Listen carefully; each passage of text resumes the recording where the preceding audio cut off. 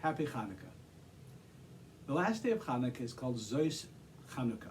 This is Chanukah. And it comes from the Torah reading of the day, which is Zois Chanukah Zamizbeach. This is the dedication of the altar. The term Zois Chanukah is a Jewish custom to call it such. And so therefore, because it's a Jewish custom, it certainly has validity. So we want to look into what is the special, unique aspect of the last day of Chanukah that we call it Zois Chanukah, that this is Chanukah, as if this last day encompasses all of what Chanukah is truly all about. So let's look at the distinction between Bais Shamai and Bais Hillel.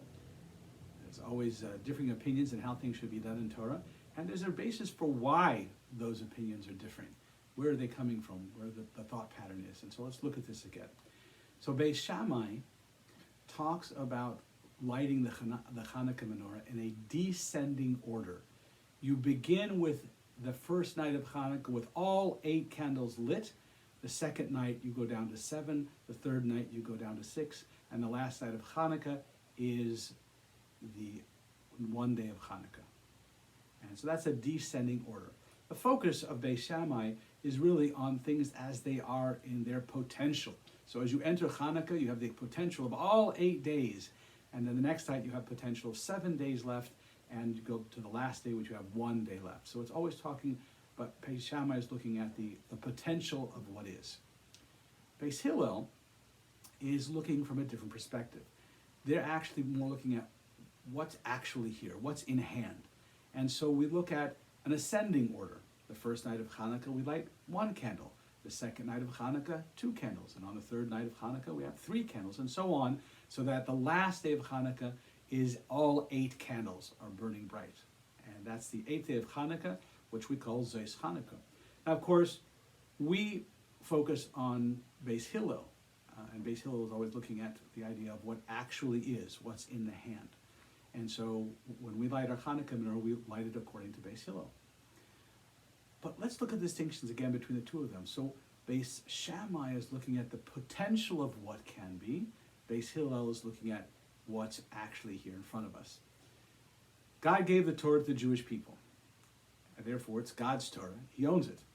And therefore, God's Torah, because it's God's Torah, it's not subject to impurity. Someone who would be tamei, impure, could learn the Torah without impurifying the Torah because it's God's Torah and it has an infinite capacity to it. It cannot become nullified. It cannot become impure. That's the aspect of God as the giver. God gives us the Torah. God gave the Torah to the Jewish people, so we own it. Therefore, for example, a Torah scholar is allowed to forego his kavod, his honor, because it's up to him, and he owns the Torah. So if he was giving honor because of his Torah, he's allowed to forego that honor because he owns it. It's his. So are we talking about the perspective of God who gave the Torah, or are we looking at the perspective of the Jewish people who have received the Torah? If we're looking at God's perspective, God, past, present, future, it's infinite. It's all the same. And therefore, what is potential is actual from his perspective, that of the giver.